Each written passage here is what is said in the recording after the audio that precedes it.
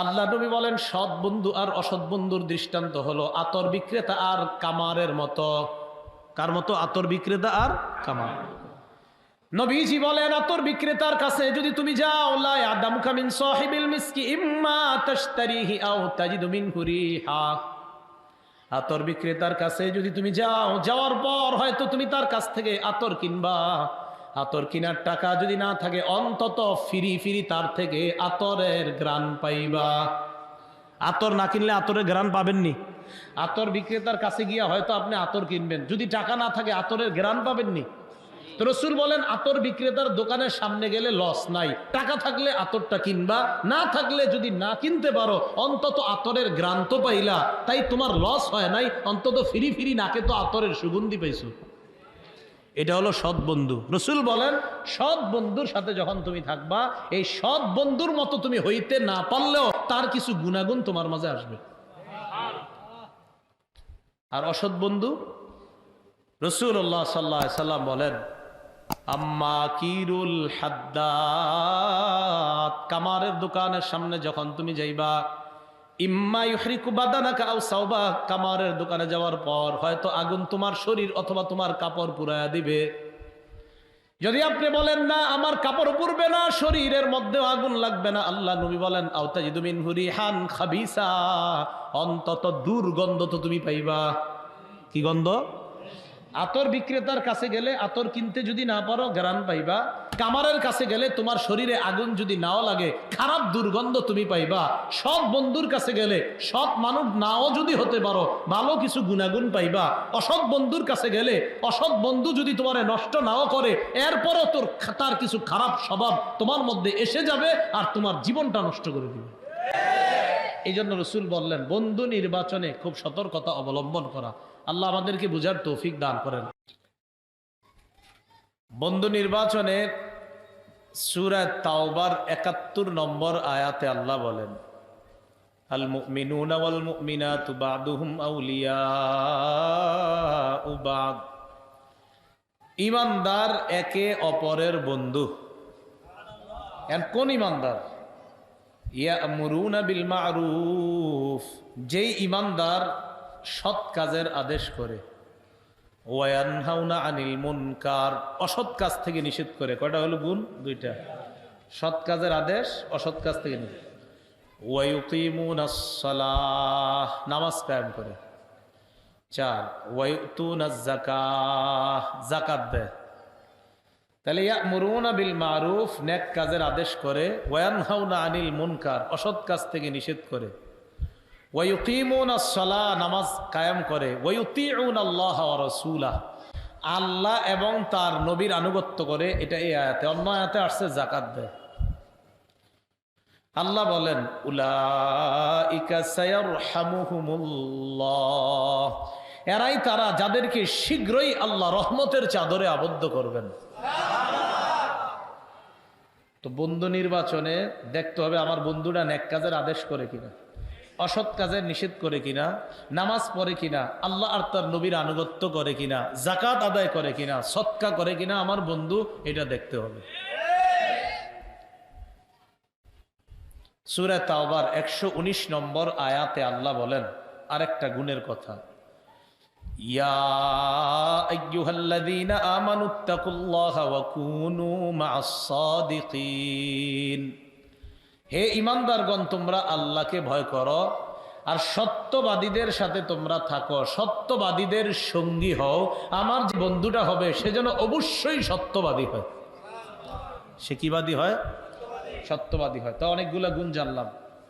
নেক কাজের আদেশ করবে, অসৎ কাজের নিষেধ করবে, নামাজ পড়বে, যাকাত দিবে, আল্লাহর আনুগত্য করবে, রাসূলের আনুগত্য করবে, সত্যবাদী হবে। যে এই ব্যক্তিটা আমার বন্ধু, নির্বাচনের জন্য আমি এই গুণগুলা দেখার পর কেবল তাকেই আমার দ্বীনী বন্ধু হিসাবে গ্রহণ করতে পারি।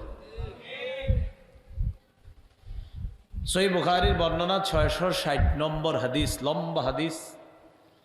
7 শ্রেণী আরশের ছায়াতলে জায়গা পাবে, এর মধ্যে একটা ওয়ারজুলানে তাহাব্বা ফিল্লাহ ইজতামা আলাইহি ওয়া তাফাররাকা আলাইহি, দুই ব্যক্তি যেই দুই ব্যক্তি আল্লাহর আরশের ছায়াতলে জায়গা পাবে এমন দুই বন্ধু, যেই বন্ধু একজন আরেকজনকে আল্লাহর জন্য ভালোবাসে, একজন আরেকজনের সাথে একত্রিত হয় আল্লাহর জন্য, আবার একজন আরেকজন থেকে পৃথক হয়, বিচ্ছিন্ন হয়, এটাও আল্লাহর জন্য। অর্থাৎ আমার বন্ধুর সাথে সাক্ষাৎ, সেটাও আল্লাহকে খুশি করার জন্য, তার সাথে আমার দূরত্ব, এটাও আল্লাহকে খুশি করার জন্য। আল্লাহ বলেন, এই আল্লাহ নবী বলেন, এই দুইজনকেও কিয়ামতের মাঠে আল্লাহ আরশের ছায়াতলে জায়গা দিবেন। যদি বন্ধু নির্বাচন আল্লাহর জন্য হয়, কার জন্য বলেন তো? তাহলে ওই ব্যক্তি ঈমান পরিপূর্ণ করার একটা আমল করছে। বন্ধু যদি আল্লাহর জন্য হয় তো কেমন যেন সে ঈমানটা পরিপূর্ণ করার মতো একটা আমল করছে।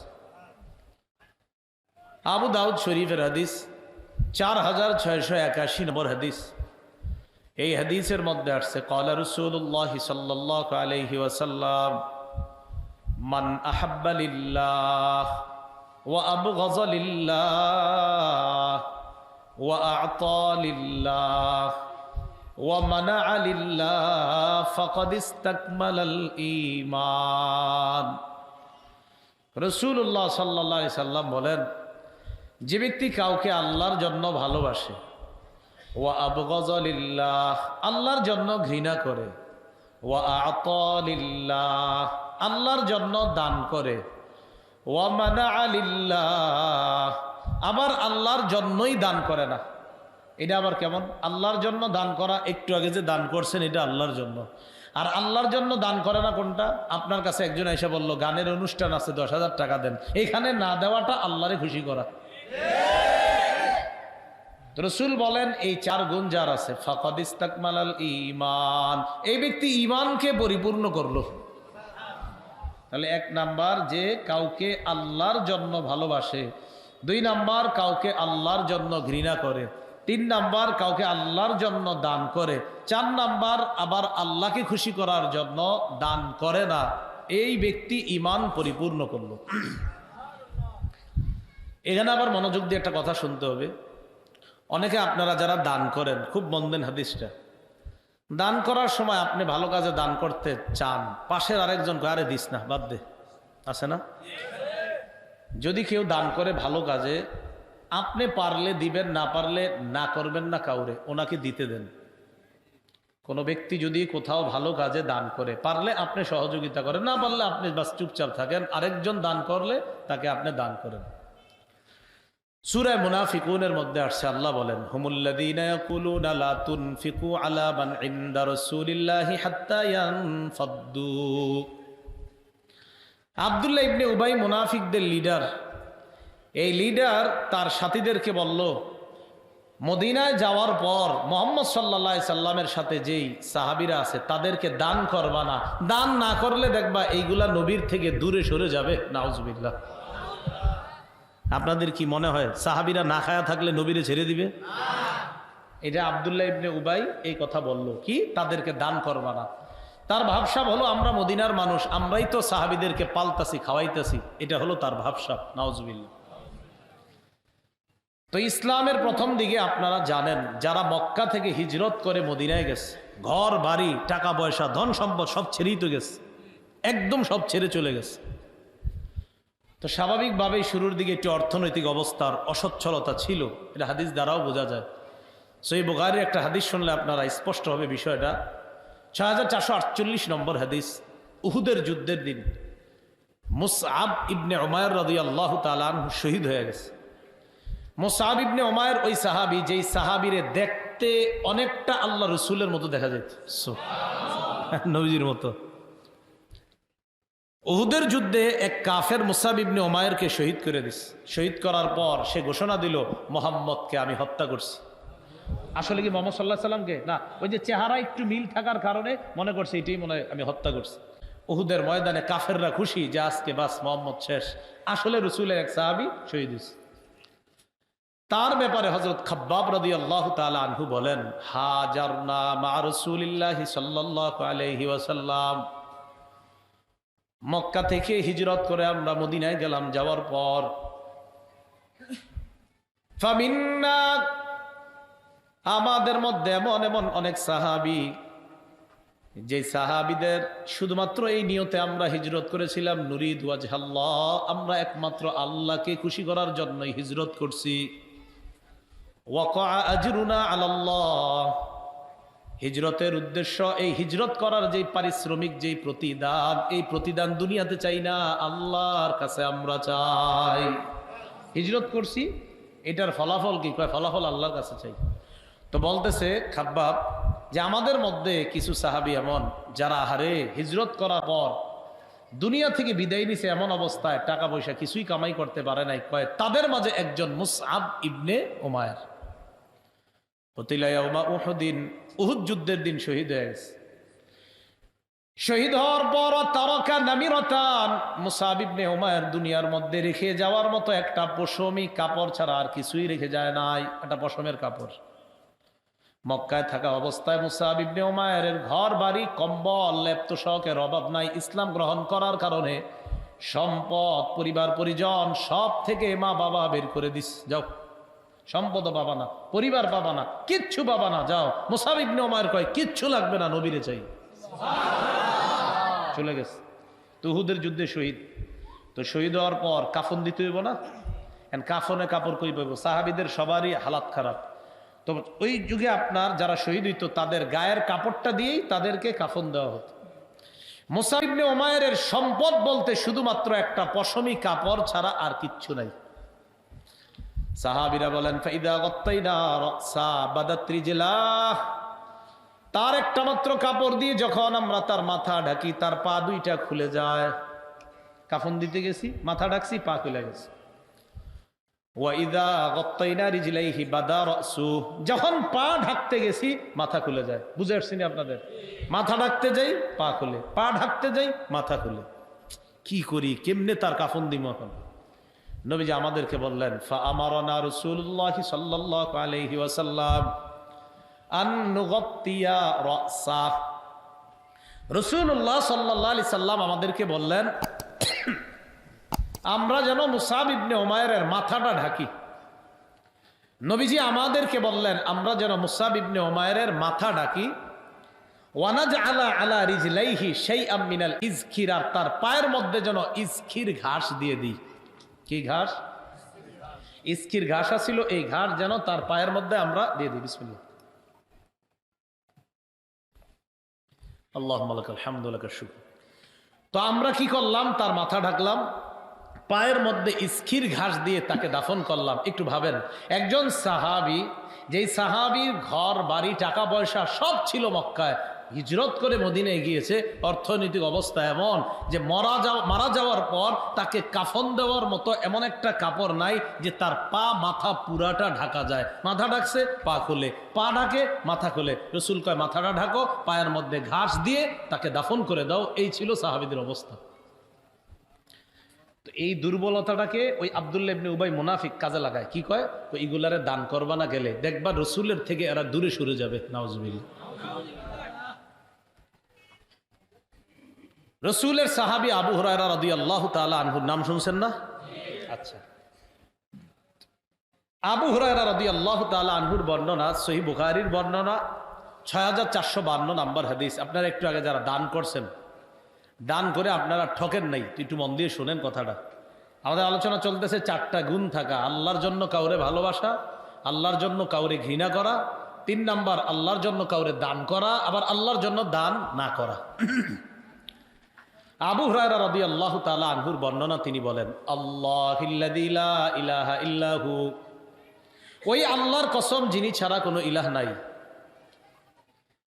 আবু হুরায়রা রাদিয়াল্লাহু তাআলা আনহু বলেন ইন কুনতু লা আতামিদু বিকাবিদি আলাল আরদি মিনাল জু', ক্ষুধার যন্ত্রণায় আমি উপুর হয়ে মদিনার জমিনের মধ্যে পড়ে থাকতাম।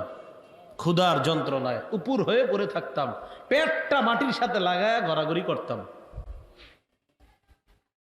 তো এই কথা বলার পর পরে কি কয়? আপনারা ছোটবেলাতে খালি শুনছেন পেটে পাথর বাঁধা, এখন আজকে হাদিসে জানেন। সহিহ বুখারীর 6452 নম্বর হাদিসে আবু হুরায়রা বলেন, শোনো, ইন কুনতুল আশুদ্দুল হাজারা আলা বাতনি মিনাল জুই, ক্ষুধার যন্ত্রণায় আমি আমার পেটে পাথর বাঁধছি। তো পেটে পাথর বাঁধার পর লাকাদ কাআতু ইয়াওমান আলা তারিকিহিমুল্লাযী ইয়াখরুজুনা মিনহু, যেই রাস্তা দিয়ে সাহাবীরা বের হয় ওই রাস্তায় একদিন আমি বৈশা রইছি যে সাহাবীরা আমার সামনে দিয়ে যাবে, যাওয়ার সময় তাদেরকে সালাম দিমু, কিছু কথাবার্তা বলবো। আসলে টার্গেট কি জানেননি? যে আমার এনে কেউ কিছু খাওয়ায়, কিন্তু চাইতে তো পারে না। খুব মন দিয়ে শোনেন হাদিসটা। ফামাররা আবু বকরিন, সুবহানাল্লাহ, আবু বকর সিদ্দিক আমার সামনে দিয়ে রওনা করলেন। আবু বকর সিদ্দিককে দেখার পর সালতুহু আন আয়াতিম মিন কিতাবিল্লাহ, আবু বকর সিদ্দিককে আমি কোরআনের একটা আয়াতের ব্যাপারে জিজ্ঞাসা করলাম। আবু হুরায়রা বলেন, ফামা সালতুহু ইল্লা লিউশবিআনি, আমার জিজ্ঞাসা করার উদ্দেশ্য এই না যে আবু বকরের কাছে আমি ব্যাপারটা জানতে চাইতেছি, এমন না। আয়াত জিজ্ঞাসা করার অর্থ হলো আমার দিকে আবু বকর তাকাবে, তাকানোর পর বলবে, আবু হুরায়রা কিছু খাইছো কিনা? আমি বলবো খাই নাই, তারপর আমারে খাওয়াবে। এই নিয়তে জিজ্ঞেসি, একটা আয়াত তো জিজ্ঞাসা করার পর আমার উদ্দেশ্য যে আমারে বলবে আবু হুরায়রা খাইছো, আমি বলবো না, তারপর আমারে খাওয়াবে। তো আমি প্রশ্ন করছি কোরআনের একটা আয়াত সম্পর্কে। দুনিয়ার মানুষ শোনো, ফামা সালতুহু ইল্লা লিউশবিআনি, কয় প্রশ্ন কিন্তু আমি শুধু এই কারণেই করছি আবু বকর যেন কিছু খাওয়ায় আমারে পরিতৃপ্ত করে, তাই কোরআনের আয়াত সম্পর্কে জিজ্ঞাসা করছি, আসলে আমার উদ্দেশ্য খাওয়া। ফামাররা ওয়ালাম ইয়াফআল, আবু বকর সিদ্দিক চইলা গেছে, কিছুই কয় না। সুম্মা মাররা উমর, সুবহানাল্লাহ, হযরত ওমর এরপর অতিক্রম করলেন। ফাসআলতু আন আয়াতিন মিন কিতাবিল্লাহ ফামা সাআলতুহু ইল্লা লিউশবিআনি, কোরআনের আয়াত জিজ্ঞাসা করলাম। ওমরকে ওই নিয়তে জিজ্ঞাসা করছি আমারে যাতে কিছু খাওয়ায়। জিজ্ঞাসা করার পরেই বলবে, আচ্ছা আচ্ছা, কোরআনের এই আয়াতের এই এই উদ্দেশ্য, এই আয়াতে আল্লাহ এটা বলছে। এরপরে বলবে, আবু হুরায়রা তুই কি অবস্থা, খানা টানা খাইছুনি? আমি বলবো না, আমারে নিয়ে যাবে, খাওয়াবে। ফামাররা উমর ওয়ালাম ইয়াফআল, ওমর ফারুক চলে গেলেন, কিছুই জিজ্ঞাসা করে না। সুম্মা মাররা বি আবুল কাসিম সাল্লাল্লাহু আলাইহি ওয়াসাল্লাম, এরপর আল্লাহর রাসূল আমার সামনে দিয়ে অতিক্রম করলেন। কি অতিক্রম করতে? কয় নবীজিরে প্রশ্ন করার আগেই ফাতাবাসসামা হিনা রাআনি, আমাদের দেখে একটা মুস্কি হাসি দিস, সুবহানাল্লাহ, একটা মুস্কি হাসি দিস। হাসি দেওয়ার পর আবু হুরায়রা কয়, আরাফা মা ফি নাফসি ওয়া ওয়াজহি, আমার চেহারা দেখেই নবীজি বুঝতে পারছে যে আমার হালাত কি। আমারে কয়, ইলহাক, ওঠো, চলো আমার সাথে চলো। সুবহানাল্লাহ। তো আমরা বললাম, যিনি বাসায় নিয়ে যাইতেছেন তার বাসার অবস্থা শুনেন এবার। যিনি নিয়ে যাচ্ছেন, এখন তো সাহাবীরে নিয়ে যাচ্ছেন, যিনি নিয়ে যাচ্ছেন তিনি আল্লাহর পরে শ্রেষ্ঠ, কোনো সন্দেহ নেই। তো তিনি আবু হুরায়রাকে বলতেছে, চলো। কোথায়? বাসায়। বাসা বলতেছি, আবার আপনাদের মাথায় আসতেছে 10-5 তলা এরকম বাসা। মানি তো এটা যে বাসা মানি এটা সুন্দর বাসা। বাসা মানি কি জানেননি? এই বাসা আম্মাজান আয়েশা সিদ্দিকা বলেন যে আমার ঘর মানি, তোমরা আবার মনে করো না অনেক বড় বাসা। নবীজি যখন এইভাবে নামাজে দাঁড়াইতেন, লম্বা সময় নামাজ পড়তেন, আমি ঘুমায়া যাইতাম, কারণ আমি জানি লম্বা সময় উনি রুকুতে যাবে না, আমি ঘুমায়া থাকতাম। অনেকক্ষণ পর তাকায় দেখতাম না উনি দাঁড়ায় আছে এখনো, আবার এক ঘুম দিতাম। আবার একটু পরে আমি চোখ খুলতাম, তখন দেখতাম রুকুতে গেছে। আর আমি তো জানতাম হুজুর যতক্ষণ দাঁড়িয়েছিলেন রুকুতেও ততক্ষণ থাকবেন। আবার আরেকটা ঘুম দিতাম। আমি ঘুম দেওয়ার পর রসুল যখন সেজদায় যাবে, আমার শরীরে টাচ লাগলে আমি তখন বুঝতাম নবীজি এখন সেজদায় যাবে। আমি পাটা গুটিয়ে নিতাম যেন রসুল সেজদা করতে পারে। এটা হলো ঘরের হালাত, এই হলো বাসা। তো বলতেছে আবু হুরায়রা, চলো আমার সাথে। আবু হুরায়রা রাদিয়াল্লাহু তাআলা আনহু বলেন, ফামাযা ওয়া তাবি'তুহু, আমি রাসূলের পিছনে পিছনে চলতে লাগলাম। যাইতে যাইতে ফাদাখালা, রাসূল ঘরে ঢুকলেন। ফাস্তাজানা, বাসার মহিলা সদস্যদের কাছে অনুমতি চাইলেন, আবু হুরায়রা আমার ছাত্র আসছে, ভিতরে আসবে। তো ভিতরের এই জায়গাটা, সামনের জায়গাটা খালি করে পর্দা দিয়ে রাসূলুল্লাহ সাল্লাল্লাহু আলাইহি সাল্লাম আবু হুরায়রা রাদিয়াল্লাহু তাআলা আনহুকে অনুমতি দিলেন, আসো বাসায় আসো, ঘরে আসো। ঘরে যাওয়ার পর এবার খাদ্য কি? ঘরের মধ্যে আম্মাজানরা যে কোনো প্রস্তুত করবে রসুলের জন্য খাদ্য, এমন কোনো খাদ্য ঘরে নাই। এটা হলো যিনি মেহমানদারি করতে বাসায় নিয়ে গেছে তার অবস্থা। ঘরে কোনো খাদ্য কিচ্ছু নাই। ওয়াজাদা লাবানান ফি কাদাহিন, একটা পাত্রে, পাত্রের মধ্যে দেখে দুধ। ওই দুধও এই বাসার না। রসুল বললেন, বিন আইনা হাদাল লাবান, আচ্ছা এই দুধ কোত্থেকে আসছে? তো ঘর থেকে জবাব দেওয়া হলো, আহদাহু লাকা ফুলানুন আও ফুলানা, হুজুর ওমকে আপনার জন্য হাদিয়া পাঠাইছে। ও আচ্ছা, হাদিয়া, তার মানে এতটুকু বুঝলাম যিনি বাসায় নিয়ে গেলেন তার বাসায় কোনো খাদ্য নাই, কেউ একজন কিছু হাদিয়া পাঠাইছে, কি সামান্য দুধ, এটা দিয়ে এখন আবু হুরায়রাকে মেহমানদারি করবে। তাহলে আমরা কোথায়, হ্যাঁ, আজকে কত কিছু করি আমরা। সামনে করবে, এই যে সামনের দিকে প্রচুর করা হবে, এটা মাস আইতেছে, অনেক কিছু হবে। রাসূলুল্লাহ সাল্লাল্লাহু আলাইহি ওয়াসাল্লাম জিজ্ঞাসা করলেন, এই দুধ কোত্থেকে আসছে? তো বললেন, ওমকে হাদিয়া পাঠাইছে। আচ্ছা ঠিক আছে। এখন দেখেন ঘটনা কি, আবু হুরায়রা রাদিয়াল্লাহু তাআলা আনহুর টার্গেট হলো, এই মনে হয় আমারে কইব খাও। হ্যাঁ, আবু হুরায়রা রাদিয়াল্লাহু তাআলা আনহুকে নবীজি বলেন, আবু হুরায়রা ইলহাক ইলা আহলি সুফা, তোমার ছাত্র ভাইয়েরা কো? আবু হুরায়রা হুজুর আমার ছাত্র ভাই, মানে তোমার ছাত্র ভাইয়েরা আছে না সুফা, যারা হজে গেছেন, উমরায় গেছেন, মদিনায় দেখবেন সোনালী কালারের শিকলের মতো একটা দিয়ে রাউন্ড দেওয়া আছে একটা জায়গা, ওখানে যে ছোট্ট একটা জায়গা, এই জায়গাটা হলো রসুলের প্রথম প্রতিষ্ঠিত ইসলামের ইতিহাসের প্রথম মাদ্রাসা। এই মাদ্রাসার ছাত্র বিখ্যাত সাহাবী আবু হুরায়রা, যার বর্ণনাকৃত হাদিস বুখারীতে সবচেয়ে বেশি। তা আবু হুরায়রা রাদিয়াল্লাহু তাআলা আনহুকে নবীজি বলেন, যাও তোমার ছাত্র ভাইদেরকে নিয়ে আসো। রাসূলুল্লাহ সাল্লাল্লাহু আলাইহি সাল্লাম যখন এই কথা বলছে, ছাত্র ভাইদেরকে নিয়ে আসো, কারা? আহলুস সুফা, ওই যে ওই জায়গায় যারা আছে এদেরকে আসহাবুস সুফা বলা হয়, এদেরকে নিয়ে আসো। আহলুস সুফা কারা? এই হাদিসের মধ্যে আসছে আহলুস সুফা আদিয়াফুল ইসলাম। না বাড়ান না, আওয়াজ আগের মতোই রাখেন যেরকম ছিল। আহলুস সুফা হলো ইসলামের মেহমান। সুবহানাল্লাহ। একটু আগে উনি যাদের জন্য সাহায্য চেয়েছেন তারা হলেন ইসলামের মেহমান, এটা মনে রাখবেন, আপনাদের এই এলাকার মেহমান। লা ইয়াবুনা ইলা আহলিন ওয়ালা মালিন ওয়ালা আলা আহাদিন ইয়াবুনা ইলাইহি, সম্পদ নাই, বাড়ি নাই, ঘর নাই, কারো কাছে আশ্রয় নিবে এমন জায়গাটুকু এই ছাত্রদের নাই। এরা হলো আহলুস সুফা, 70-80 জন ছাত্র। আবু হুরায়রা বলেন, যেই মাত্র আল্লাহর নবী আমাকে বললেন, যাও তোমার ছাত্র ভাই যারা সুফার মধ্যে আছে তাদেরকে ডেকে আনো। আবু হুরায়রা বলেন, ফাসাআনি যালিকা, ব্যাপারটা আমার কাছে কেমন জানি লাগছে। আবু হুরায়রা বলেন, আমার মনে মনে এমন অবস্থা শুরু হইলো, আমি মনে বলতেছে, ফাকুলতু, মনে মনে বলতেছি আমি। আবু হুরায়রা বলেন, হাজাল লাবান ফি আহলি সুফা, আচ্ছা এতটুকু দুধ এতগুলা ছাত্রের কি হইব? মানে আমি মনে মনে বলতেছি যে এতটুকু দুধ এতগুলা ছাত্রের কি হবে, এটা আমি মনে মনে বলতেছি।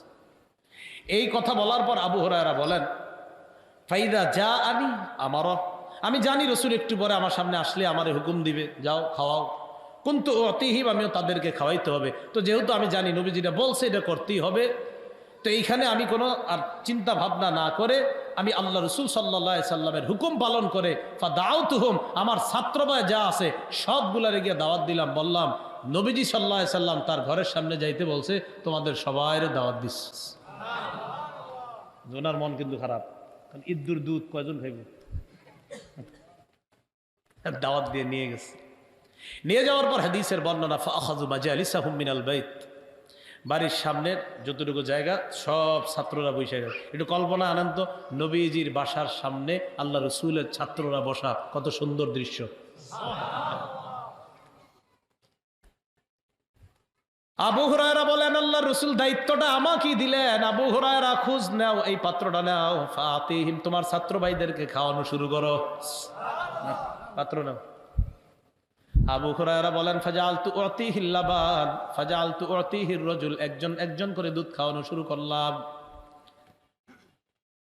প্রত্যেককে আমি যখন দুধ পান করাই, ইয়াশরাবু হাত্তা ইয়ারওয়া সুম্মা ইয়ারুদ্দু আলাইয়া আল কাদাহ, প্রত্যেকে দুধ পান করে পরিতৃপ্ত, দুধ পান করে মানে দুধ খাইতে খাইতে পরিতৃপ্ত হয়, এরপর পাত্রটা আমারে দেয়, আর আমি খালি অপেক্ষা আছি যে আমারে কখন কবে। তো এরকম আমি দুধ পান করাইতেছি। আবু হুরায়রা বলেন, এরপর ফাজালতু উতিহির রাজুল ফায়াশরাবু হাত্তা ইয়ারওয়া সুম্মা ইয়ারুদ্দু আলাইহা আল কাদাহা হাত্তা ইনতাহাইতু ইলা নবী সাল্লাল্লাহু আলাইহি সাল্লাম, দুধ খাওয়াইতে খাওয়াইতে ছাত্র ভাই সবগুলাকে সামান্য এক পেয়ালার দুধ পান করাইতেছি, এক পর্যায়ে রাসূলের সামনে এসে উপস্থিত হবে। একদিক দিয়ে খাওয়ানো শুরু, আরেক দিকে এসে উপস্থিত হইছে। নবীজির সামনে আসার পর নবীজি পেয়ালাটা আমার থেকে নিলেন, ফাওয়াদাহু আলা ইয়াদিহি, হাতের উপর রাখলেন, রাইখা আমার দিকে তাকাইলেন, নাযারা ইলাইয়া, আমার দিকে তাকাইলেন, তাকায়া ফাতাবাসসামা, আরেকটা মুস্কি হাসি দিস, তাকায় একটা হাসি দিস। আল্লাহ আমাদেরকে রসুলকে মুস্কি হাসি অবস্থায় যেন স্বপ্নে দেখতে পারি, তৌফিক দান করেন। কি সুন্দর হাসি যেন ছিল আল্লাহ জানে।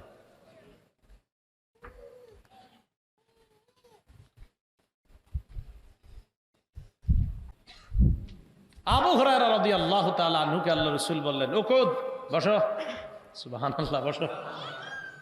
ছাত্ররে বসাইছে, বসো। ইশরাব, নাও তুমি পান করো এবার। আবু হুরায়রা কয় ফাশারিবতু, পান করলাম। পান করার পর নবীজি কয় ইশরাব, আরো খাও। ফাশারিবতু, পান করলাম। নবীজি কয় ইশরাব, আরো পান করো।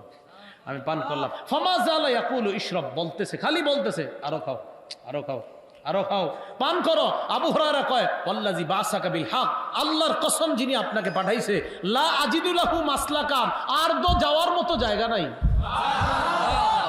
মাসলাক মানে রাস্তা, লা আজিদু লাহু মাসলাকান, আমি দুধ যে ভিতরে নিমো আর জায়গা নাই হুজুর, শেষ। নবীজি বললেন আচ্ছা ঠিক আছে পাজি। ফাসাম্মা, নবীজি পাত্র নিলেন, সাম্মা ওয়া হামিদাল্লাহ ওয়া শারিবাল ফাদলা, পাত্রে যা ছিল ওইটা রসুল পান করে পাত্র শেষ করলেন। সামান্য এক পেয়ালা দুধ আসহাবে সুফফার এতগুলা ছাত্রের মাঝে আল্লাহ রসুলের বরকতে আল্লাহ পাক রব্বুল আলামিন একটা মুজিজা দেখায় দিলেন।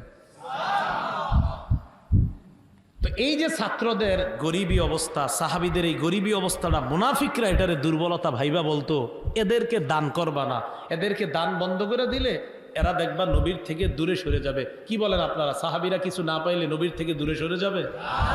কখনো যাবে না। এটাই বলছেন রাসূলুল্লাহ সাল্লাল্লাহু আলাইহি সাল্লাম, মান আহাব্বা লিল্লাহ, যে আল্লাহর জন্য কাউকে ভালোবাসে, ওয়া আবগাযা লিল্লাহ, আল্লাহর জন্য কাউকে ঘৃণা করে, ৩ ওয়া আ'তা লিল্লাহ, আল্লাহর জন্য দান করে, ৪ ওয়া মানাআ লিল্লাহ, আবার আল্লাহর জন্য দান করবে না, ফাকাদ ইসতাকমালাল ঈমান, এই ব্যক্তি ঈমান পরিপূর্ণ করলো। তো কি বলতেছিলাম বলেন তো, বন্ধু নির্বাচন, যিনি বন্ধু হবেন তার মাঝে কয়টা গুণ থাকবে? সৎ কাজের আদেশ, অসৎ কাজের নিষেধ, নামাজ কায়েম, যাকাত আদায় অবস্থায় দান। সহিহ বুখারীর বর্ণনা। ভালো বন্ধু আর খারাপ বন্ধুর দৃষ্টান্ত রাসূল সাল্লাল্লাহু আলাইহি সাল্লাম দিচ্ছেন। 2101 নম্বর হাদিস। এই হাদিসের মধ্যে আসছে, ক্বালা রাসূলুল্লাহ সাল্লাল্লাহু আলাইহি ওয়াসাল্লাম, মাসালুল জালিসিস সালিহি ওয়াল জালিসিস সুই কাসাহিবিল মিসকি ওয়াকিরিল হাদ্দাদ। আল্লাহ নবী বলেন, সৎ বন্ধু আর অসৎ বন্ধুর দৃষ্টান্ত হলো আতর বিক্রেতা আর কামারের মতো। কার মতো? আতর বিক্রেতা আর কামার। নবীজি বলেন, আতর বিক্রেতার কাছে যদি তুমি যাও, লা ইয়াদামুকা মিন সাহিবিল মিসকি ইম্মা তাশতারিহি আও তাজিদু মিনহু রিহা, আতর বিক্রেতার কাছে যদি তুমি যাও, যাওয়ার পর হয়তো তুমি তার কাছ থেকে আতর কিনবা, আতর কেনার টাকা যদি না থাকে অন্তত ফিরি ফিরি তার থেকে আতরের ঘ্রাণ পাইবা। আতর না কিনলে আতরের ঘ্রাণ পাবেননি। আতর বিক্রেতার কাছে গিয়া হয়তো আপনি আতর কিনবেন, যদি টাকা না থাকে আতরের ঘ্রাণ পাবেননি। তো রাসূল বলেন, আতর বিক্রেতার দোকানের সামনে গেলে লস নাই, টাকা থাকলে আতরটা কিনবা, না থাকলে যদি না কিনতে পারো অন্তত আতরের ঘ্রাণ তো পাইলা, তাই তোমার লস হয় নাই, অন্তত ফিরি ফিরি নাকে তো আতরের সুগন্ধি পাইছো। এটা হলো সৎ বন্ধু। রাসূল বলেন, সৎ বন্ধুর সাথে যখন তুমি থাকবা, এই সৎ বন্ধুর মতো তুমি হইতে না পারলেও তার কিছু গুণাগুণ তোমার মাঝে আসবে। আর অসৎ বন্ধু, রাসূলুল্লাহ সাল্লাল্লাহু আলাইহি সাল্লাম বলেন, আম্মা কিরুল হাদ্দাদ, কামারের দোকানের সামনে যখন তুমি যাইবা, ইম্মা ইউহরিকু বাদানাকা আও সাওবাক, কামারের দোকানে যাওয়ার পর হয়তো আগুন তোমার শরীর অথবা তোমার কাপড় পুড়ায়া দিবে। যদি আপনি বলেন না আমার কাপড় পুড়বে না, শরীরের মধ্যেও আগুন লাগবে না, আল্লাহ নবী বলেন, আও তাজিদু মিনহু রিহান খাবিসা, অন্তত দুর্গন্ধ তো তুমি পাইবা। কি গন্ধ? আতর বিক্রেতার কাছে গেলে আতর কিনতে যদি না পারো ঘ্রাণ পাইবা, কামারের কাছে গেলে তোমার শরীরে আগুন যদি নাও লাগে খারাপ দুর্গন্ধ তুমি পাইবা। সৎ বন্ধুর কাছে গেলে সৎ মানুষ নাও যদি হতে পারো ভালো কিছু গুণাগুণ পাইবা। অসৎ বন্ধুর কাছে গেলে অসৎ বন্ধু যদি তোমারে নষ্ট নাও করে এরপরও তার কিছু খারাপ স্বভাব তোমার মধ্যে এসে যাবে আর তোমার জীবনটা নষ্ট করে দিবে। এই জন্য রসুল বললেন বন্ধু নির্বাচনে খুব সতর্কতা অবলম্বন করা। আল্লাহ আমাদেরকে বুঝার তৌফিক দান করেন। কাদেরকে বন্ধু বানানো যাবে না? সূরা আলী ইমরানের 28 নম্বর আয়াতে আল্লাহ বলেন, লা ইয়াত্তাখিযুল মুমিনুনাল কাফিরিনা আউলিয়া মিন দুনিল মুমিনিন। আল্লাহ বলেন আমার সাথে, ইমানদাররা, ইমানদার ছাড়া কোন কাফেরকে বন্ধু হিসাবে গ্রহণ করবে না। তাহলে ইমানদার ছাড়া কোন কাফেরকে বন্ধু হিসাবে গ্রহণ করবে না।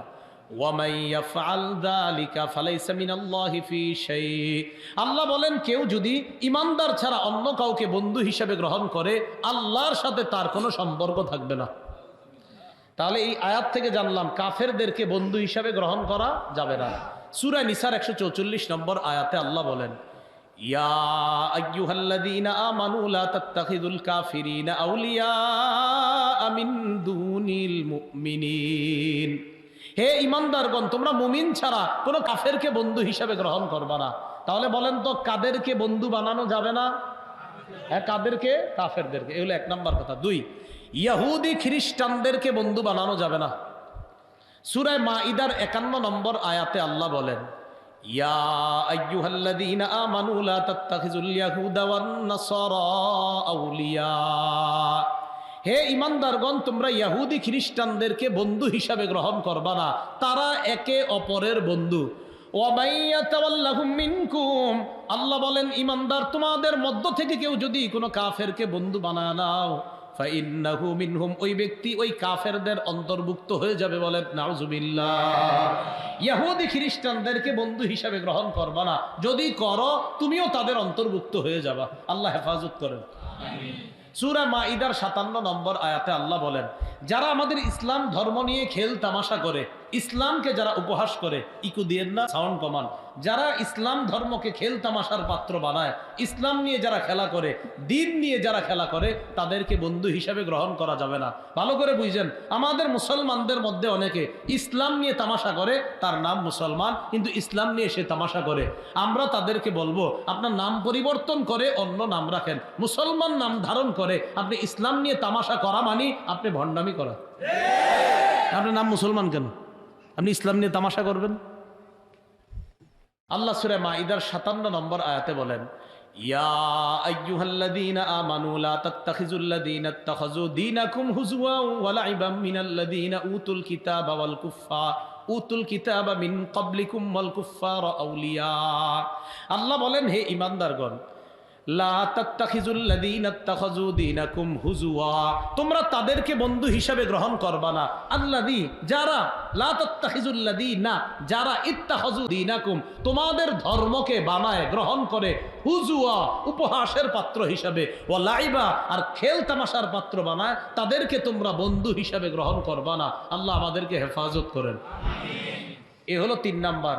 তাহলে 1 নাম্বার কাফেরদেরকে বন্ধু বানান যাবে না। 2 ইহুদি খ্রিস্টান। 3 আমাদের ধর্মকে যারাই উপহাস করবে তাদেরকে বন্ধু হিসাবে গ্রহণ করা যাবে না। এ হলো 3 নাম্বার কথা। 4 নাম্বার কথা ভালো করে মনে রাখবেন, মা বাবা আত্মীয় স্বজন আমার ভাই, মনে এই ভালো করে শোনো, আমার বাপ আমার ভাইও যদি কুফরি অবলম্বন করে, কি বললাম, আমার আব্বা আমার ভাইয়েরাও যদি কুফরি অবলম্বন করে, হ্যাঁ আমার বাপের সাথে বাপ ছেলের সম্পর্ক থাকবে, বেয়াদবি করা যাবে না, ভাইয়ের সাথে ভাইয়ের সম্পর্ক থাকবে, বেয়াদবি করা যাবে না, বাকি তাদের সাথে অন্তরঙ্গভাবে মেলামেশাও করা যাবে না। যেমন মানে মেলার সময় একদম অন্তরঙ্গ বন্ধু হিসেবে গ্রহণ করা যাবে না। দলিল সূরা তাওবার 23 নম্বর আয়াতে আল্লাহ বলেন, ইয়া আইয়ুহাল্লাযীনা আমানু লা তাত্তাখিযু আবাআকুম ওয়া ইখওয়ানাকুম আউলিয়া ইন ইসতাহাব্বুল কুফরা আলাল ঈমান। হে ঈমানদারগণ, লা তাত্তাখিযু আবাআকুম, তোমাদের বাপ দাদা, ওয়া ইখওয়ানাকুম, তোমাদের ভাইকে, আউলিয়া, এমন বন্ধু বানাইবা না তোমার বাপ আর ভাইকে। কয় কোন বাপ আর কোন ভাই? ইন ইসতাহাব্বুল কুফরা আলাল ঈমান, যেই বাপ আর ভাই ইমানকে প্রাধান্য দেয় না, বরং ইমানের উপর তারা কুফরিকে প্রাধান্য দেয়, এই বাবা আর ভাইকে বন্ধু হিসাবে গ্রহণ করবা না। দেখছেন কি বলছে? বাপরে বাপ হিসাবে ঠিক আছে, আপনার দায়িত্ব পালন করতে হবে, বাপারে টাকা দিতে হবে, মার যদি অমুসলমান হয় তাদেরকে টাকা পয়সা দিতে হবে, কিন্তু আবার তাদের সাথে খারাপ ব্যবহারও করা যাবে না। কিন্তু আল্লাহ বললেন তাদেরকে আবার বন্ধু হিসেবে গ্রহণ করবা না। ইস্তাহাব্বুল কুফর আলাল ইমান, যদি তারা কুফরিকে ইমানের উপর প্রাধান্য দেয়। তাহলে বন্ধু নির্বাচনে সতর্কতা, যদি সতর্ক না হন কিয়ামতের ময়দানে আফসোস করতে হবে খারাপ বন্ধু যারা গ্রহণ করবেন। সূরা ফুরকানের 28 নম্বর আয়াতে আল্লাহ বলেন, কিয়ামতের ময়দানে এক ব্যক্তি বলবে, ইয়া ওয়াইলাতা লাইতানি লাম আত্তাখিজ ফুলানান খলিলা। হাত কামড়াইতে কামড়াইতে বলবে, হায় আমি যদি দুনিয়াতে অমুককে বন্ধু হিসাবে গ্রহণ না করতাম কতই না ভালো হতো। আমি যদি দুনিয়াতে অমুককে বন্ধু হিসাবে গ্রহণ না করতাম তাহলে কতই না ভালো হতো। এটা তিরমিজি শরীফের 2378 নম্বর হাদিস। এই হাদিসের অনুবাদটা আমি বললে আমার সাথে সাথে আপনারা বলবেন, আগে হাদিসটা বলি। আন আবি হুরায়রা রাদিয়াল্লাহু তাআলা আনহু قال قال رسول الله صلى الله عليه وسلم الرجل على دين خليله فلينظر احدكم من يخالل। রাসূলুল্লাহ সাল্লাল্লাহু আলাইহি সাল্লাম বলেন, ব্যক্তি তার বন্ধুর রীতিনীতির অনুসারী হয়। ব্যক্তি তার বন্ধুর রীতিনীতির অনুসারী হয়। ফাল্যানজুর আহাদুকুম মান ইউখালিল, বলেন তোমাদের প্রত্যেকেই যেন চিন্তা করে সে কাকে বন্ধু বানায়। নবী বললেন প্রত্যেকটা মানুষ তার বন্ধুর রীতিনীতির অনুসরণ। কিও এইভাবে প্যান্ট পরেন কেন? কয় বলিউডের অমুকে এইভাবে পরে তাই আমিও পরি। ওই যে বন্ধুর রীতিনীতি মানে ভালো লাগছে এটা। কিও আপনি এইভাবে চুল রাখছেন কেন? কয় অমুকে এইভাবে রেখেছে তাই আমি এইভাবে রেখেছি। তাহলে রাসূল বলেন মানুষ তার বন্ধুর রীতিনীতির অনুসারী হয়। বন্ধু এইভাবে হাঁটে তাই সে এইভাবে হাঁটে, বন্ধু এইভাবে চুল রাখে সে এইভাবে রাখে, বন্ধু চারোদিকে চুলগুলা ছোট রাখা মাঝখানে এই জায়গায় ছোট্ট করে একটু রাখে তাই সেও রাখে। কেউ এমনি কেন রাখেন? অমুক দেশের অমুক প্লেয়ার এইভাবে রাখে তাই আমি রাখি। তো রাসূল বলছেন মানুষ তার বন্ধু যাকে ভালোবাসে তার রীতিনীতির অনুসারী হয়। তাই সাবধান, তোমরা লক্ষ্য রাখো কাকে তোমরা বন্ধু বানাও। যদি আবু বকরকে বন্ধু বানাও তো তোমার মাঝে আবু বকরের সিফাত আসবে, ওমরকে বন্ধু বানাইলে ওমরের সিফাত আসবে। আর যদি কোনো খেলোয়াড় মেসি নেইমারকে বন্ধু বানাও তো তাদের ভয়ঙ্কর নীতি আর আদর্শ যেগুলাকে আমরা বলি অসভ্যতার বর্বরতা তোমার মধ্যে আসবে। সোজা হিসাব। টেটু আঁকে, হাতের মধ্যে টেটু আঁকে। কি এটা কেন আঁকছেন? ওমকে জানেন কি পরিমাণ সহযোগিতা করে কাদেরকে? কয় অমুক জায়গায়। তার চ্যারিটি ফাউন্ডেশন কয়টা জানেন? কয়টা? 58টা 60টা। মনে রাখবেন, ইমান ছাড়া 1 লাখ চ্যারিটি ফাউন্ডেশনও যদি কারো থাকে তার কোনো আমলের মূল্য হবে না। দলিল সূরা মাইদা 5 নম্বর আয়াত আল্লাহ বলেন, ওমান ইয়াকফুর বিল ঈমান ফাকাদ হাবিতা আমালু, যে ঈমানকে অস্বীকার করে সে যত ভালো কাজ করুক তার সব আমল বরবাদ। কাকে অস্বীকার করে? হ্যাঁ, ঈমানকে অস্বীকার করে যে তার সব আমল বরবাদ। তাই কারে আপনি বন্ধু বানান এটা বুঝে শুনে বানাবেন। তো কি বলছেন বলেন তো আমার সাথে? মানুষ বলেন তার বন্ধুর রীতিনীতির অনুসারী হয়। সুতরাং তোমাদের প্রত্যেকে যেন বুঝে শুনে বন্ধু নির্বাচন করে। আল্লাহ বোঝার তৌফিক দান করেন। এইগুলো আজকের প্রথম আলোচনা যে আমরা বন্ধু নির্বাচনে সতর্কতা অবলম্বন করব। দ্বিতীয় আলোচনাটা সামান্য। সামনের মাসটার নাম কি মাস? আরবি আজকে মনে হয় 30 তারিখ গেছে সফরের। আচ্ছা, অলরেডি তাহলে হ্যাঁ 29 গেছে না 30? 29। আচ্ছা, যাই হোক, সফর মাসের পরের মাসটা রবিউল আউয়াল। রবিউল আউয়াল মাসে আমাদের নবীজি সাল্লাল্লাহু আলাইহি সাল্লামের জন্ম হয়েছে। কার জন্ম বলেন তো? নবীজির জন্ম কবে এই ব্যাপারে 7টা মত আছে। 2 রবিউল আউয়াল, 8ই রবিউল আউয়াল, 10ই রবিউল আউয়াল, 12ই রবিউল আউয়াল, 17ই রবিউল আউয়াল। রবিউল আউয়ালের 8 দিন বাকি থাকতে রমজান মাসের 12 তারিখ। কয়টা মত? 7টা। 1 নাম্বার, কেউ কেউ বলেন নবীর জন্ম 2 রবিউল আউয়াল। 2 নাম্বার, কেউ কেউ বলেন নবীর জন্ম 8ই রবিউল আউয়াল। 3, কেউ কেউ বলেন 10ই রবিউল আউয়াল। 4, কেউ বলেন 12ই রবিউল আউয়াল। 5, কেউ বলেন 17ই রবিউল আউয়াল। কেউ বলেন রবিউল আউয়ালের 8 দিন বাকি থাকতে। আবার কেউ বলেন 7 নাম্বার রমজানের 12 তারিখে। লাগবে না, বসেন। হ্যাঁ, কয় তারিখে? 12 তারিখে। এখন লাগবে না, এটা মন দিয়ে শুনেন এই জায়গাটা। রসুলের জন্মের ব্যাপারে আমরা 7টা মত পাইলাম। এই 7টা মতের মধ্যে ইবনে কাসির রহমতুল্লাহ আলাই 4টা মতকে তিনি দলিল যুক্তি প্রমাণের মাধ্যমে উনি প্রত্যাখ্যান করছেন। 4টা। কয়টা? চারটা। তাহলে 7টা থেকে 4 গেলে আর থাকে কত? 3।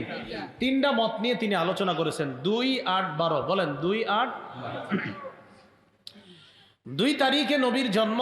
এই বর্ণনাটা যারা করেছেন, বর্ণনা হলো এমন, ওলিদা রাসূলুল্লাহ সাল্লাল্লাহু আলাইহি সাল্লাম ইয়াউমাল ইসনাইন, রাসূল সাল্লাল্লাহু আলাইহি সাল্লাম সোমবার দিন জন্মগ্রহণ করেছেন। মিন রবিউল আউয়াল লিলাইলাতাইন খালাতা মিন রবিউল আউয়াল, রবিউল আউয়াল মাসের 2 তারিখে আল্লাহ রাসূল জন্মগ্রহণ করেছেন। এটা হলো প্রথম অভিমত, অর্থাৎ 3 অভিমতের প্রথম অভিমত। এই বর্ণনায় 2 জন বর্ণনাকারী আছে, একজনের নাম ওয়াকিদি, আরেকজনের নাম আবু মাশআর। এই ওয়াকিদি এই বর্ণনার মধ্যে থাকার কারণে, বর্ণনার সূত্র বুঝেননি, আমার থেকে উনি, ওনার থেকে উনি, এটার কি বলে? সূত্র। আর এটার আরবি হলো সনদ। তো এই হাদিসের বর্ণনাকারী যিনি, এই বর্ণনার মধ্যে একজন বর্ণনাকারীর নাম ওয়াকিদি। এই ওয়াকিদির ব্যাপারে ইবনে হাজার আসকালানী রহমতুল্লাহি আলাইহি বলেন, মাতরুকুন মা সিআতি ইলমিহি, এই লোকটার অনেক জ্ঞান আছে, প্রচুর জ্ঞান থাকার পরেও লোকটা বর্ণনা গ্রহণযোগ্য না, লোকটার বর্ণনা গ্রহণ করা হবে না। কেন? তার জ্ঞান প্রচুর, কিন্তু হাদিস বর্ণনার ক্ষেত্রে উল্টাপাল্টা করে, তাই তার বর্ণনা গ্রহণযোগ্য না।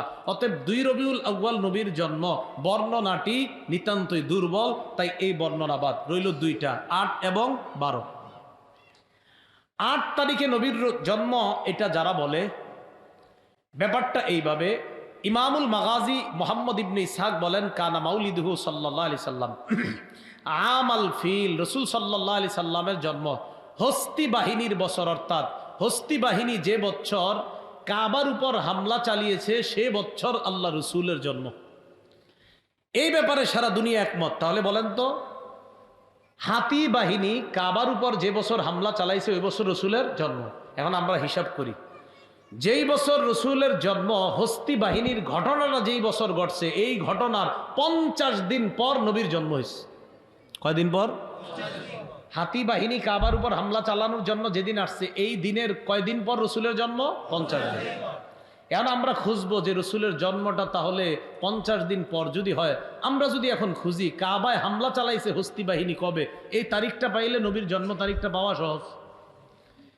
কাবার উপর হামলা চালাইছে হস্তি বাহিনী মুহররম মাসের 13 দিন বাকি থাকতে। কয়দিন? তাহলে মুহররমের 13, মুহররম মাসের পরের মাসের নাম সফর। সফর মাসের যদি 29 ধরেন, তাহলে 13 আর 29 হয় 42। 42 থেকে 50 হইতে থাকে আর কত দিন? 8 দিন। সফর মাসের পরের মাসের নাম কি? রবিউল আউয়াল। তো 8 দিন যদি রবিউল আউয়ালে যোগ করেন, তো 8ই রবিউল আউয়াল রসুলের জন্য। হ্যাঁ, হস্তি বাহিনী কাবায় হামলা চালানোর 50 দিন পর রসুলের জন্ম। হস্তি বাহিনী কাবায় হামলা চালাইছে মুহররমের 13 দিন বাকি থাকতে। মুহররমের 13 আর সফরের 29 যদি ধরেন 42, 42-এর পরে 50 দিন হইতে থাকে আর 8 দিন। সফর মাসের পরের মাসের নাম রবিউল আউয়াল। তো রবিউল আউয়ালের 8 দিন ধরেন 50 দিন হয়। অতএব রসুলের জন্ম 8ই রবিউল আউয়াল। এটা হলো আরেকটা অভিমত। এখন আমার সাথে বলেন বিদগ্ধ, বিচক্ষণ, মুহাক্কিক, গবেষক, আলেমদের নিকট নবীর জন্ম 8 তারিখ, এ কথাটি বিশুদ্ধ। বিচক্ষণ ওলামায়ে কেরামের নিকট, যারা অভিজ্ঞ পারদর্শী আলেম, তাদের নিকট 8 তারিখ এটা বিশুদ্ধ। বাকি রইল 12ই রবিউল আউয়াল। 12ই রবিউল আউয়াল রসুলের জন্ম, এই কথাটি প্রসিদ্ধ। 2টা বাংলা কিন্তু শিখলাম। 8 তারিখ কথাটি বিশুদ্ধ, 12ই রবিউল আউয়াল কথাটি হলো প্রসিদ্ধ। হ্যাঁ, এই 2টা বাংলা পার্থক্য বুঝেন, এটা কোনো ব্যাপার না। 8 হোক আর 12 হোক, তো 8টা হলো বিশুদ্ধ, বিচক্ষণ, বিদগ্ধ, মুহাক্কিক, গবেষক আলেমদের নিকট, আর 12 তারিখটা হলো প্রসিদ্ধ। তবে 12 তারিখের বর্ণনাটার মধ্যে একটু দুর্বলতা আছে। কেমন? 12 তারিখের বর্ণনাটা আমার দিকে তাকান। সাহাবী বর্ণনা করেছে, এই সাহাবী থেকে তার ছাত্র বর্ণনা করেছে, তার নাম সাঈদ। সাঈদ থেকে বর্ণনা করেছে তার ছাত্র, তার নাম আফফান। কি নাম? তাহলে দেখেন, ছাত্রের নাম আফফান, তিনি তার উস্তাদ থেকে বর্ণনা করেছেন, উস্তাদের নাম সাঈদ। সাঈদ তার উস্তাদ থেকে বর্ণনা করেছেন, উস্তাদ হলেন সাহাবী। সাহাবী জাবের এবং আব্দুল্লাহ ইবনে আব্বাস বলেন, উলিদা রাসূলুল্লাহ সাল্লাল্লাহু আলাইহি সাল্লাম ইয়াউমাল ইসনাইনি মিনাস সানি মিন রবিউল আউয়াল, ইয়াউমাল ইসনাইনি সানি মিন শাহরি রবিউল আউয়াল। রাসূলুল্লাহ সাল্লাল্লাহু আলাইহি সাল্লাম সোমবার দিন আস-সানি আশারা মিন শাহরি রবিউল আউয়াল, সোমবার দিন 12ই রবিউল আউয়াল আল্লাহ রসুলের জন্ম। এই বর্ণনা জাবের এবং আব্দুল্লাহ ইবনে আব্বাস। তাদের থেকে হাদিসটি বর্ণনা করেছেন সাঈদ, সাঈদ থেকে বর্ণনা করেছেন তার ছাত্র আফফান। এবার সাহাবীদেরকে আমরা বাদ দিই, এই হাদিসের সূত্রে দুইজনকে আমরা রাখি, আফফান ছাত্র, উস্তাদের নাম সাঈদ। দেখেন আপনারা, ছাত্র উস্তাদ, ছাত্র উস্তাদ, তাহলে এই ছাত্র এই উস্তাদ থেকে বর্ণনা করছে যে রসুলের জন্ম 12ই রবিউল আউয়াল। এখন মজার ব্যাপার হলো, উস্তাদের নাম যে সাঈদ তার মৃত্যু 110 হিজরিতে, আর ছাত্র যে আফফান তার জন্ম 134 হিজরিতে। আল্লাহ জানে কি বুঝছেন। দেখেন, ওস্তাদ যে সাঈদ তার মৃত্যু 110 হিজরিতে, মৃত্যু কত হিজরিতে? আর ছাত্রের জন্ম 134 হিজরিতে। কি বুঝলেন? 24 বছর পর ছাত্রের জন্ম। তার মানে বোঝা গেল তারা ছাত্র উস্তাদ না, তাদের মাঝে কিছু একটা ঘটনা ঘটে গেছে অন্য কেউ। এটাকে আরবিতে বলে ইনকিতা, বাংলায় বলে বিচ্ছিন্নতা। আর এই বিচ্ছিন্ন সূত্রের হাদিসকে বলে হাদিসে মুনকাতি, আর হাদিসে মুনকাতি দলিল হিসাবে গ্রহণযোগ্য না। তাহলে আপনারা ওই মুনকাতি টতি বোঝা লাগবে না, বাংলা বুঝেন। ওস্তাদ আর ছাত্র, ছাত্র উস্তাদ। এই দেখেন, ছাত্রের নাম আফফান, উস্তাদের নাম সাঈদ। ওস্তাদ মারা গেছে 110-এ, তার মারা যাওয়ার 24 বছর পর ছাত্রের জন্ম। তো এটা কেমনে হয়? তো এই জন্য এই বর্ণনাটি শিথিল হওয়ার কারণে এটা প্রসিদ্ধ হয়ে গেছে। তবে বিশুদ্ধ 8ই রবিউল আউয়াল, বাকি 8 হোক 12 হোক কোনো সমস্যা নেই। বাকি রসুলের জন্ম তারিখ নিয়ে মতভেদ, এটা হলো বোঝানোর উদ্দেশ্য। এখন কথা হলো, রসুল জন্মদিনে কি করতেন? খুব ভালো করে বোঝেন, বলেন আমার সাথে, আমরা রসুলের জন্মদিনে তাই করব যা নবীজি করেছেন। সহজ কথা না? তাহলে এবার সুন্দরভাবে বলি, বলেন, আমরা রসুল সাল্লাল্লাহু আলাইহি সাল্লামের জন্মদিনে সেই আমল করব যেই আমল নবীজি করেছেন। আমরা হাদিস থেকে যতটুকু জেনেছি, বলেন, নবীজি তার জন্মদিন প্রতি সপ্তাহে পালন করতেন, বাৎসরিক নয়। তাহলে দুইটা বিষয় জানলাম। রসুল জন্মদিন পালন করতেন প্রতি সপ্তাহে, জন্মদিনে রসুল প্রতি সপ্তাহে আমল করতেন। তো আমরাও আমল করব, তাহলে আমরা প্রকৃত আশিক রাসূল হতে পারবো ইনশাআল্লাহ। তাহলে কি বুঝলাম? রসুল কি বছরে একবার পালন করতেন না প্রতি সপ্তাহে? তো এই সহজ বিষয়টা কেন আমরা বুঝি না। তাহলে প্রতি সপ্তাহে যদি আমল করি, আমল কি কম হয় নাকি বছরে একবার করলে বেশি হয়? প্রতি সপ্তাহে যদি আমল করি, আমলটা বেশি হবে না বছরে একবার করলে বেশি হবে? এখন কথা হলো যে বলেন কেন সপ্তাহে করবো? বলেন, আমরা কেন প্রতি সপ্তাহে করব? কারণ রসুল সাল্লাল্লাহু আলাইহি সাল্লাম প্রতি সপ্তাহে করেছেন। মনে থাকবে নি? তাহলে মনে করেন আমরা দুইজনের দেখা হবে, দেখা হলে উনি আমারে বলবে, আচ্ছা আপনি রসুল সাল্লাল্লাহু আলাইহি ওয়াসাল্লামের জন্মদিনে কি করেন? উনি আমারে বলবে। তো আমি বলবো, নবীজি যাহা করেছেন আমি তাহা করি। তো উনি আমাকে বলবে, নবীজি কি করিতেন? তা আমি বলবো, নবীজি সাল্লাল্লাহু আলাইহি সাল্লাম প্রতি সপ্তাহে তার জন্মদিনে আমল করতেন, আমিও সেই আমল করি। তখন তাকে বলবো, ভাইয়া আপনিও আজকে থেকে আমলটা করবেন, তাহলে আমরা দুইজনে আল্লাহ রসুলের জন্মদিনটা পুরো বছর, যদি সপ্তাহে আপনার যদি প্রতি সোমবার যদি ধরেন, তাহলে বছরের আপনার সোমবার হয় কয়টা? 52 বা এরকম যদি হয়, তাহলে আমরা এই পরিমাণ রসুল সাল্লাল্লাহু আলাইহি সাল্লামের জন্মদিনে কি করব? আমল করব। আচ্ছা, এখন দলিল লাগবে তো, নবী যে প্রতি সপ্তাহে আমল করতেন, দলিল লাগবে না? আচ্ছা, মুসলিম শরীফের 1162 নম্বর হাদিস। এই হাদিসের নাম্বারটা আমাদের মাদ্রাসার পাঠ্যপুস্তক অনুসারে, আমি আবার বলছি, অনেকে মিলাবে এখন, আমাদের মাদ্রাসার পাঠ্যপুস্তক অনুসারে মোট হাদিস সংখ্যা 3033টা। এই 3033 অনুযায়ী মুসলিম শরীফের 1162 নম্বর হাদিস। বলেন, মোট হাদিস সংখ্যা কয়টা হবে? 3033টা। এই অনুযায়ী হাদিস হবে কত নম্বর? 1162। পকেটে যাদের মোবাইল আছে, এখানেও মুসলিম শরীফ আছে।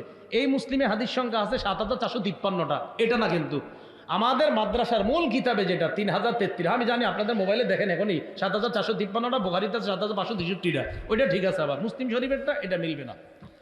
বাকি হাদিসের যে বাংলাটা, ওইটা আপনি মিলাইলে আপনাদের পকেটে যেটা, ওইটার সাথে মিলে যাবে। এখন শোনেন, রাসূলুল্লাহ সাল্লাল্লাহু আলাইহি সাল্লামকে প্রশ্ন করা হলো, সুইলা আন সাওমিহি, নফল রোজা সম্পর্কে প্রশ্ন করা হচ্ছে। কি রোজা?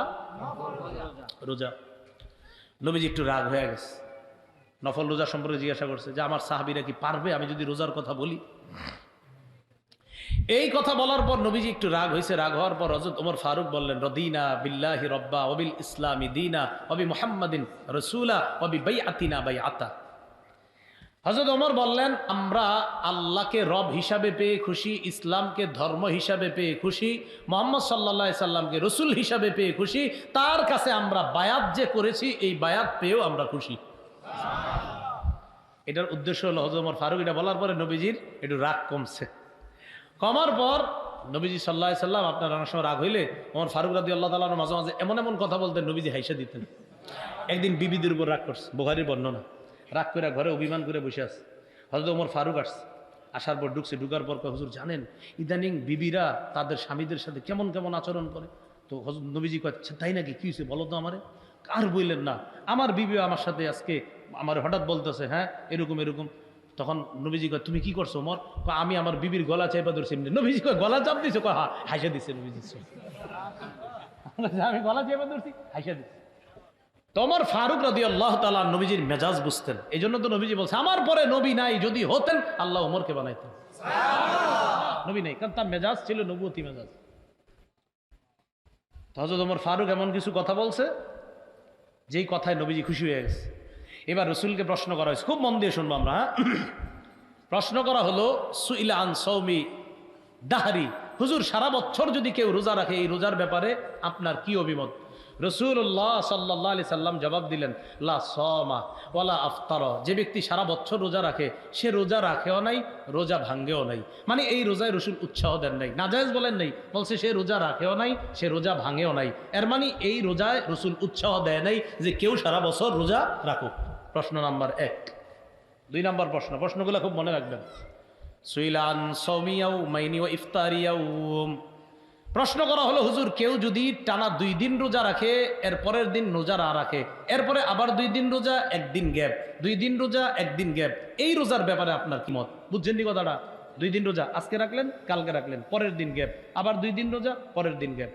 নবীজি বললেন, ওমাই ইউতিকু যালিকা, এটা আবার কে পারে বলো? এই সামর্থ্য কার আছে, এই শক্তি কার আছে? মানে অর্থাৎ এই শক্তি কারো যদি থাকে, সে যদি রাখেও, নবী এই রোজার রাখার প্রতিও উৎসাহিত করেন নাই। বুঝছেন নি কথাটা? কেউ টানা 2টা রোজা রাখবে, আবার 1 দিন ভাঙবে, আবার 2টা রাখবে, আবার গ্যাপ দিবে, রসুল এটার প্রতি উৎসাহ দিলেন না। প্রশ্ন নাম্বার 3, ওয়াসুইলান সাওমি ইয়াউমিন ওয়া ইফতারি ইয়াউমাইন, হুজুর কেউ যদি 1 দিন রোজা রাখে 2 দিন গ্যাপ দেয়, আগেরটার পরেরটা পার্থক্য বুঝছেন? আগেরটা হলো 2 দিন রোজা 1 দিন গ্যাপ। 3 নম্বর প্রশ্ন, যদি 1 দিন রোজা 2 দিন গ্যাপ হয়, নবীজি বললেন, হ্যাঁ এটা তো খুব সুন্দর কথা, লাউ কাফান আল্লাহ, আল্লাহ যদি আমগো সবাই রে এরকম 1 দিন রোজা আর 2 দিন গ্যাপ, এই জাতীয় রোজার শক্তি যদি আল্লাহ সবাইকে দিতেন কতই না ভালো হতো। তার মানে এটা উৎসাহ দিলেন, এটাতে রসুল খুশি। প্রশ্ন 4, ওয়াসুইলান সাওমি ইয়াউমিন ওয়া ইফতারি ইয়াউমিন, প্রশ্ন করা হলো, হুজুর কেউ যদি 1 দিন রোজা রাখে 1 দিন গ্যাপ দেয়, 1 দিন রোজা রাখে 1 দিন গ্যাপ দেয়, এটা কেমন? নবীজি বললেন, জাকা সৌমু আখি দাউদ আলাইহিস সালাম, এটা তো আমার ভাই দাউদ নবীর রোজা। এটাও উৎসাহ দিলেন যে 1 দিন রাখা 1 দিন গ্যাপ দেওয়া, 1 দিন রাখা 1 দিন গ্যাপ দেওয়া, এটাও অসন্তুষ্ট প্রকাশ করলেন না, বললেন এটা আমার ভাই দাউদ নবী রাখতেন। প্রশ্ন নাম্বার 5, এই মূল প্রশ্ন, ওয়াসুইলান সাওমিল ইসনাইন, হুজুর সোমবারের রোজার ব্যাপারে আপনার কি অভিমত? জোরে বলেন, কি বার? নবীজি জবাব দিলেন, ইয়াউমুন বুলিতু ফিহি, সোমবারে আমার জন্ম, তাই আমি আল্লাহর দরবারে শুকরিয়া আদায় করার জন্য রোজা রাখি।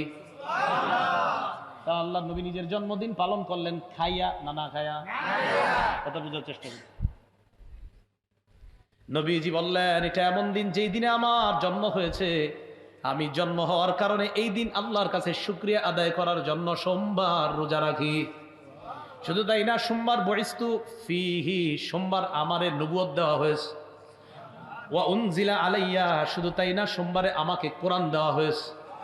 অন্য বর্ণনায় নবী বলেন, তুরাদুল আ'মাল ইলাল্লাহ ফি কুল্লি ইয়াউমি খামিসিন ওয়া ইসনাইন, প্রতি সোমবার আর বৃহস্পতিবার বান্দার আমলনামা আল্লাহর কাছে যায়। আমি সোম বৃহস্পতি রোজা রাখি যেন রোজা অবস্থায় আমার আমলনামাটা আল্লাহর কাছে যায়।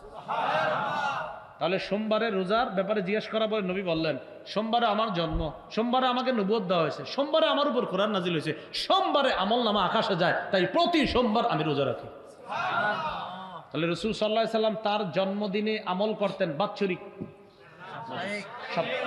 প্রতি সোমবারে। আল্লাহ আমাদের সকলকে কথাগুলা বুঝার তৌফিক দান করুন। প্রশ্ন শেষ হয় নেই, সাহাবী চিন্তা করছে, সুযোগ পাইছে, আরো কিছু কইরা লই। 6 নম্বর প্রশ্ন করলেন, ওয়াসুইলা আন সাওমি ইয়াউমি আরাফা, হুজুর আরাফার রোজা রাখলে কি হবে? নবীজি বললেন, ইউকাফিরুস সানাতাল মাযিয়া ওয়াল বাকিয়া, আগের পরের 2 বছরের গুনাহ মাফ। সুবহানাল্লাহ। সাহাবী চিন্তা করলেন, আরেকটা করি, সুইলা আন সাওমি ইয়াউমি আশুরা, হুজুর মুহররমের 10 তারিখে রোজা রাখলে? নবীজি বললেন, ইউকাফিরুস সানাতাল মাযিয়া, আগের 1 বছরের গুনাহ মাফ। এবার নবী নিজের থেকে একটা বললেন, শোনো, সাওমু সালাসাতি মিন কুল্লি শাহরিন, সালাসাতি আইয়ামিন মিন কুল্লি শাহরিন, প্রত্যেক মাসে 3টা রোজা রাখা, 13, 14, 15 রমাজান ইলা রমাজান, আর প্রতি রমজান মাসে যদি তোমরা রোজা রাখো, সারা বছর রোজা রাখার সওয়াব। সুবহানাল্লাহ। সারা বছর কি রাখার সওয়াব? হাদিস থেকে আমরা কি জানলাম বলেন? নবীর জন্ম কি বারে? নবীর কোরআন দেওয়া হয়েছে কি বারে? ওহী নাজিল কি বারে? আমলনামা আকাশে ওঠে কি বারে? সোম বৃহস্পতি 2 দিনে। তাই রসুল রোজা রাখতেন কি বারে? আল্লাহ কথাগুলা বোঝার তৌফিক দান করেন। এই হলো রাসূলুল্লাহ সাল্লাল্লাহু আলাইহি সাল্লাম বললেন যে আমি সোমবার কি করি? রোজা রাখি। তাহলে সোমবার। এখন কথা হলো বাৎসরিক যে অনুষ্ঠান পালন হয় এটা কোত্থেকে আসছে? এটা আপনারা জেনে রাখবেন, বিষয়টা মনে রাখবেন। সর্বপ্রথম 604 হিজরিতে এই বাৎসরিক অনুষ্ঠানটা শুরু হয়। কয় হিজরিতে? 604 হিজরিতে। কোন শহরে? ইরাক শহরে। এলাকার নাম মসুল। বাদশার নাম আবু সাইদ মুজাফফর কাউকারি। তার মৃত্যু 630 হিজরিতে। যে আলেমের মাধ্যমে এই অনুষ্ঠানের সূচনা হয় তার নাম আবুল খাত্তাব উমর ইবনে দিহিয়া। তার মৃত্যু 633 হিজরিতে। তার ব্যাপারে ইবনে হাজার আসকালানী রহমতুল্লাহি আলাইহি লেখান, কাসীরুল ওয়াকিআ ফিল আইম্মাতি ওয়াস সালাফ মিনাল উলামা। এই লোকটা ইমামদের ব্যাপারে ভয়ঙ্কর কথা বলতো। খবিসুল লিসান, তার মুখের ভাষা ছিল খুব খারাপ। বর্তমান পৃথিবীতে দেখবেন হক কথা যারা বলে, তাদের বিরোধিতা যারা করে, তাদের প্রধান অস্ত্র হলো মুখের ভাষা খারাপ। সব ভালো করে দেখবেন সমস্ত দলিল দিয়া যখন না পারে তখন একবার গালি গালা শুরু করে, অমুক রানো। আমি এই পর্যন্ত একটা গালি দিছি? আমার জিন্দিগির কোনো বয়ানে আপনারা গালি পাইছেন? দেখবেন হকের বিরোধিতা যারা করবে তাদের প্রধান অস্ত্র গালি। এই জন্য আল্লাহর হস্তে গালি গালা যেগুলো ভালো শব্দ না, এগুলা ভালো না। তো যাই হোক, আমি শুধু ইতিহাসটা বললাম। এবার আমি আপনাদেরকে বলে দিলাম, নবীর সুন্নাহ হলো প্রতি সোমবার রসুল জন্মদিনে আমল করতেন। আর বাৎসরিক যে কর্মটা শুরু হয়েছে এটা 604 হিজরিতে ইরাকে মসুল শহরে বাদশাহ আবু সাইদ শুরু করেছেন। আবুল খাত্তাব উমর ইবনে দিহিয়ার মাধ্যমে এটা সর্বপ্রথম সূচনা হয়। এই জন্য আমরা সুন্নাহের আলোকে আমাদের উচিত, প্রিয় ভাইয়ারা, সোমবার দিন রোজা রেখে আল্লাহ রসুলের সুন্নাহকে জিন্দা করা। আল্লাহ আমাদের সকলকে যে কথাগুলো বললাম শুনলাম আমল করার তৌফিক দান করেন। প্রথম কথা, বন্ধু নির্বাচনে সতর্কতা অবলম্বন করা। দ্বিতীয়, আজকের বয়ানটার জন্মদিনে রোজা পালন করতেন প্রতি সপ্তাহে সোমবারে। আমরা ওই আমলটা করার চেষ্টা করব। আল্লাহ তৌফিক দান করেন।